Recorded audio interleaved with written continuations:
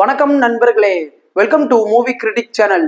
இன்னைக்கு நம்ம எந்த படத்தோட ரிவ்யூ பத்தி தெரிஞ்சுக்க போறோம்னா, ரீசெண்டா தியேட்டர்ஸ்ல தமிழ்ல வெளிவந்திருக்கிற தண்டகாரண்யம் படத்தோட ரிவ்யூ பத்தி தான் தெரிஞ்சுக்க போறோம்.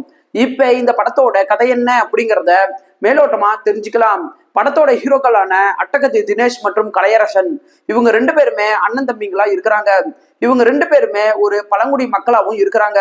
கலையரசன் ஒரு தற்காலிக ஃபாரஸ்ட் ஆபீசரா இருக்கிறனால தன்னுடைய தம்பிய எப்படியாச்சும் ஒரு நிரந்தர ஃபாரஸ்ட் ஆபீசர் ஆக்கணும் அப்படிங்கிற ஒரு கனவோட அட்டகத்தி தினேஷ் இருக்கிறாரு.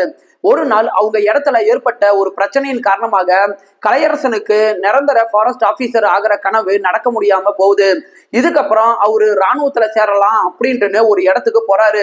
அந்த இடத்துல அவரு எப்படி ஒரு கடுமையான பயிற்சியை சந்திக்கிறாரு, அங்க நடக்கிற விஷயங்கள் எப்படி அவருடைய வாழ்க்கைய புரட்டி போடுது அப்படின்னு சொல்றதுதான் படத்தோட மீதி கதையே. படத்துல லீடா நடிச்ச அட்டகத்தி தினேஷ் ஆகட்டும், கலையரசன் ஆகட்டும், இவங்க ரெண்டு பேருமே ஸ்ட்ராங்கான மற்றும் ஆடியன்ஸ் மனசுல ஆழமா பதியக்கூடிய ஒரு சூப்பர் பர்ஃபார்மன்ஸே வெளிப்படுத்திருக்கிறாங்க.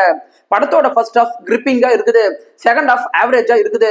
படத்துல கலையரசன் பயிற்சி கூடத்துல எந்த மாதிரியான கஷ்டமான பயிற்சிகளை மேற்கொள்றாரு, அங்க நடக்கிற சூழ்நிலையில எப்படி மாட்டி தவிக்கிறாரு, தன்னுடைய குடும்பத்தையும் காதலியவும் நினைச்சு எப்படி வருத்தப்படுறாரு அப்படிங்கிறத நல்ல ஒரு எமோஷன் கனெக்டோட காட்சிகளா நல்லாவே கொண்டுட்டு வந்திருக்கிறாங்க. படத்துல ஹீரோக்கள் ரெண்டு பேருமே மலைவாழ் மக்களா இருக்கிறனால மலைகள் மற்றும் காடுகள் சம்பந்தப்பட்ட காட்சிகள் இந்த படத்துல சில இடங்கள்ல வருது. அந்த இடங்கள்ல பயன்படுத்தப்பட்டிருக்கிற சினிமோட்டோகிராபிக் எல்லாமே படத்துல சூப்பராகவே இருக்குது. படத்துல இளையராஜா சாரோட பழைய பாடல்களை பயன்படுத்தின விதங்கள் நல்லாவே இருக்குது.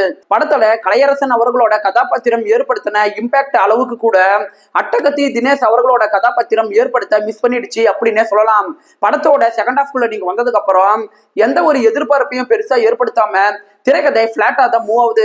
அது மட்டும் இல்லாம கிளைமேக்ஸ் இப்படிதான் இருக்கும் அப்படின்னு நம்மளால யூகிக்கக்கூடிய விதத்துல தான் கிளைமேக்ஸ் இருக்குது. ஒரே வார்த்தையில சொல்லணும்னா இந்த படம் ஆவரேஜுக்கும் கொஞ்சம் மேல அப்படின்னே சொல்லலாம். படத்துல ரத்தம் தெரிக்கிற வைலன்ஸ் காட்சிகள் இருக்குது. ஸோ ஃபேமிலியோட பாக்குறதுக்கு முன்னாடி யோசிச்சுக்கோங்க. இந்த வீடியோ உங்களுக்கு பிடிச்சிருந்துச்சுன்னா லைக் பண்ணுங்க, சப்ஸ்கிரைப் பண்ணுங்க, ஷேர் பண்ணுங்க, மறக்காம பெல் பட்டன் நமக்கு மறந்துடாதீங்க. நாம வேற ஒரு வீடியோல சந்திக்கலாம். அது வரைக்கும் நன்றி, வணக்கம்.